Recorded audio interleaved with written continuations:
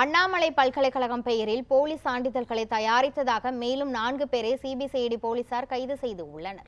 கடந்த ஜூன் மாதம் 19ஆம் தேதி கடலூர் மாவட்டம் சிதம்பரம் அடுத்த கோவிலாம்பூண்டி வாய்க்கால் அருகே அண்ணாமலை பல்கலைக்கழகத்தின் சான்றிதழ்கள் சிதறி கிடந்ததாக கூறப்படுகிறது.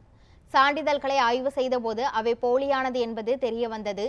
இதனையடுத்து பல்கலைக்கழகத்தின் சார்பில் காவல் நிலையத்தில் புகார் அளிக்கப்பட்ட நிலையில் காவல்துறையினர் விசாரணை மேற்கொண்டு தகவல் தொழில்நுட்ப நிறுவ ஊழியரான நாகப்பன், அருட்பிரகாசம் மற்றும் சங்கர் ஆகியோரை கைது செய்தனர். தற்பொழுது இந்த வழக்கு சிபிசிஐடிக்கு மாற்றப்பட்ட நிலையில் தலைமறைவாக இருந்த மேலும் 4 பேரை கைது செய்துள்ளனர்.